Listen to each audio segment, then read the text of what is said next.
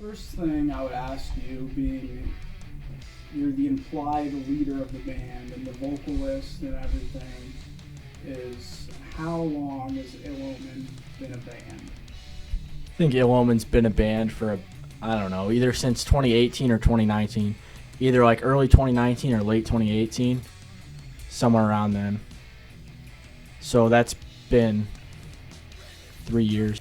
What do you enjoy most about being Ellefson? Playing fast. What would you do without Ellefson in your life? I'd play slow. What is the best song off the new Ellefson EP? Sword of Destiny. Okay, which song was like the most difficult to record? Either I or Sword of Destiny. Which song did you have the most fun recording and you enjoyed the most to record? Sword of Destiny. What do you like outside of Ellefson, like, and what do you bring to Ellefson? Outside Ellefson, I fiddle with things. What do you consider your biggest influence to be? Mario Duplanter, for sure. I don't even know. He's the drummer for Gojira. Just, it's the combination of being an absolute powerhouse, but also having the speed and like agility to hit all the right notes at just the right time. I'm gonna be honest. I saw Gojira live one time, and I wasn't too happy. I thought they kind of fucking sucked cock. Ace Frehley is a sloppy guitar player, but I want my solos to be like his. I don't want Kerry King solos all over Ellefson music, because Kerry King sucks at writing solos. I don't want dive bombs everywhere. I want it to be, oh, this is a melody and I can sing it. And guitar riffs, I just do whatever the hell I want to do. On the bass guitar, my biggest influence is David Ellefson, even though I don't touch children, he does. But like, that's irrelevant. It's just but the actual bass playing, like, I think he's a great bassist. Not to say anything about his moral character, even though I don't think what he did was actually that bad. What did he do? There's just someone leaked a video of him jerking off to some 18-year-old girl on a, like, they were like 18. Yeah, I know, but they like originally thought that she might have been younger than 18 or he groomed her or something, but I don't think that ended up being true, but they fired him anyway. And is there going to be an Ellefson tour after the EP drops? Not far, but a little. Some little bars around town. And did you play like bass or do anything musical before the creation of Ellefson, or did you just kind of get into it because of your friends being into it? So when we started Ellefson, we had another band before that called DHMO, and before I started that band, I had no clue. I didn't even know what a bass was, barely. I just thought, like, Curtis just got me into metal. I'm like, hey, we could probably fucking do that, right? What were the DHMO songs? Like, were they like Ellefson songs or like? Not quite. They were more like blues based, more bluesy. So like, imagine like a blues rock song, but then we kind of just amped up the intensity a little bit, I'd say. What is your favorite thing to do outside of music? Play video games or get paid. You said get laid. Paid. That too, but mostly the one with the P the most, the paid. Would you have liked to keep the original lyrics to Ghosts, or do you like the new lyrics better? I don't even fucking remember the original lyrics to Goats. I don't even know the fucking lyrics are to the Goats now. That's a fact. You can't fucking laugh at that. I don't know the lyrics. That's a fact for me as well. Would you say your greatest asset is then? Being able to breathe oxygen. What's your greatest liability then? Not being able to breathe oxygen underwater. I agree. Where did you get inspiration for this upcoming EP? So the inspiration really, like for this EP, we really used a lot of our old songs that we have already written. 3 of them are old songs that appeared on our old demos from 1 to 3 years ago. And So, like the HMO time. no, as Ill Omen, we wrote these songs and released them as demos because we've had 3 demos. This is our first official release. So there's one song from each of the 3 demos and then one brand new song.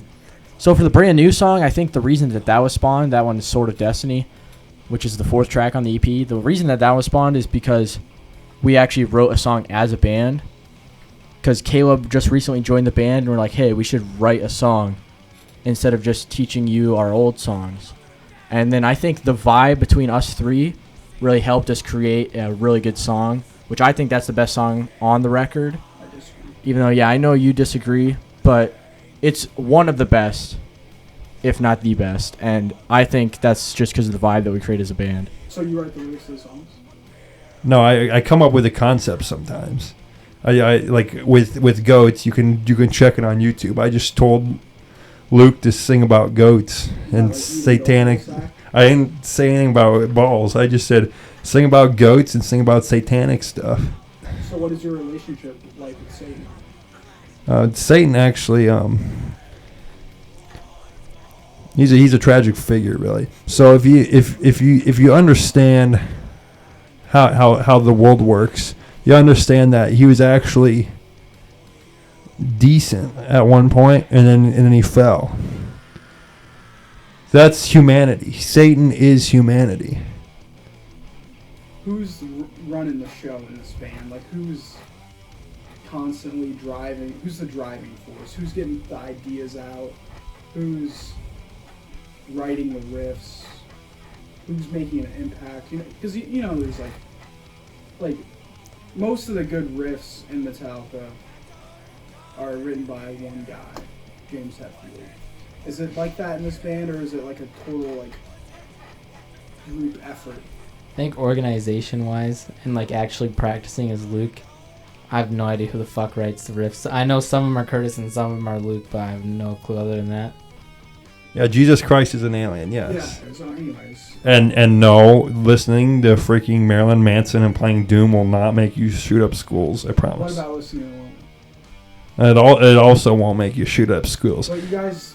We're not provoking it. If you have the idea to shoot up a school, you'll already go do it. Especially, what if before, you know, what if it's just an average guy and you never thought about it? Then he listens to Ill Omen and hears. He's not an average guy. If he's gonna develop, because most of these people have some sort of social anxiety disorder. Most of them. I'm not saying all of them do. Some of these people are misanthropes. Listening to Ill Omen won't make you a misanthrope. Won't give you social anxiety.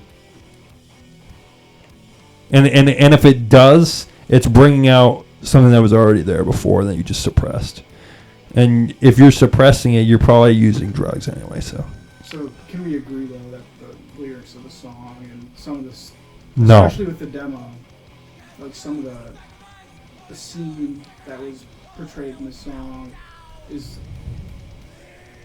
very harmful and controversial. It's not controversial at all. It's exactly what happens. How's it not controversial? I mean, I don't understand how it is controversial. I guess maybe controversial isn't the right word. The people Maybe die in like- school shootings, and there's no mental health resources. Influential in the wrong way to specific individuals. It's going to be influential in the right way to get freaking Washington, D.C. to fix their crap more than causing another person to do it. In favor of gun control? I am not in favor of gun control. I'm in favor of actually having therapy resources available to all people. I wouldn't mind if you're going to nationalize the whole healthcare system, that's part of all those programs, because they're not going to get rid of it. So you might as well put funding into that. You might as well legalize marijuana at this point, because people use that to do that, and then use all the taxes from the resources to make rehab centers and to make places for people to do CBT, CBT? cognitive behavioral therapy. Oh, you're talking about CBD. No, not. Well, cannabinoids are cool too if you need them. Really, the main goal is to play shows. The main goal is to play shows. So even if we get 10 views, 10 streams, 10 plays, 10 sales, I'll be happy if we play one show. Mathematically interesting, just kind of all of those things. Yeah, that'd be a win in itself. So the Egyptians thought if we put our pharaohs in these stasis machines, they'll be able to travel to other lands and control other civilizations, just like Jesus. Criminal psychology videos I watch on YouTube. Yeah, I watch those too. Where the dude being interrogated gets off with murder charges, or not, doesn't really get off. Well, I haven't murdered anybody, so. I'm not saying you murdered anybody, but he like is deemed insane. That's how your responses are coming off to me right now. Well, I may or may not be clinically insane. I mean, you kind of sound like. But the whole point of ill omen is to make a clinically insane human being not be clinically insane. Are you sure that's possible through? Yes. Through like. There's music therapy. This is literally music therapy. This is literally music therapy right now. There's music therapy, but it's hard for me to say that's music therapy when you guys are writing lyrics about, rituals where bodies are decapitated and. Well, it's not a decapitation. It's a blood eagle. Yeah, so. yeah.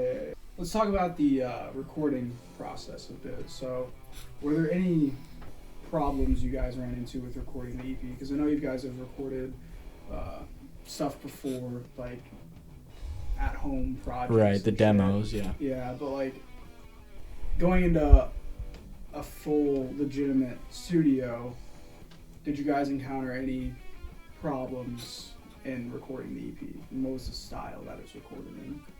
So how we recorded it was we went in a night early and just got in some extra practice, and then we stayed there overnight, and then the next day we recorded starting at around 12 or 1 o'clock, and we just took a bunch of different takes of each song all together. Originally we were only intending on using the drum tracks, just like the Black Album where they recorded every instrument, but they only used the drum tracks just to get the drum vibe good, because it's just better if you play it with a live band. So we had the amps in isolation and just the drums. So we did in between 4 and 9 takes for each song and then picked the best one. And so I think it turned out pretty good, and we did it pretty smoothly, pretty quickly. So you didn't piece it together? It was No, those songs that was recorded all at once? Yeah. And then what we did is, and even we thought we were just going to go re-record the bass afterward, but after listening to the bass that was already recorded, we thought it was fine. We thought it was a good take for each song, the take that we did with the drums, which is a good thing because if you have the rhythm section tight together, that makes for a good record. So, and then we even looked at the guitar track, and we used some of the guitar tracks that we recorded all together too. So it's pretty much live, and then Curtis just overdubbed the secondary guitars to get a way bigger sound, and his solos and the vocals. And we did all that the next day. And then it was done. We actually got done a day early, so we paid only $666. And, lastly, I know I kind of talked about this originally in the first question, but what do you bring to Ellefson as the guitar player? Because there's only one guitar player in Ellefson, which is unique from a lot of different bands, so you kind of have a big role. So, what do you bring to the band, and where do you find your inspiration? Not through anyone specifically. Oh, no, yeah. Where do you find the inspiration to go sit down every day and write some riff, and how do you keep going with that? You find a new chord and you do it. You do it in a different key. Yeah. You gallop it differently. Yeah. You just sweep something that sounds terrible, and then you do it again. And then you add it over the wrong chord and you make it sound cool. Nothing's in key. Does it matter what key I play in? It's not music. I don't actually need to go eat the goat's balls because I'm fantasizing about it in my lyrics. Last question I got for you. Why do you continue to be in this band and make songs and play drums, even if you know that when this EP comes out, it could get like 12 streams on Spotify, and you'll play a show at Odie's Bar and Grill in Ely, Iowa, and 13 people will show up. What drives you to keep doing this? Where do you find the inspiration to keep going? The dumb answer is I got nothing better to do. The actual answer is I just like doing it.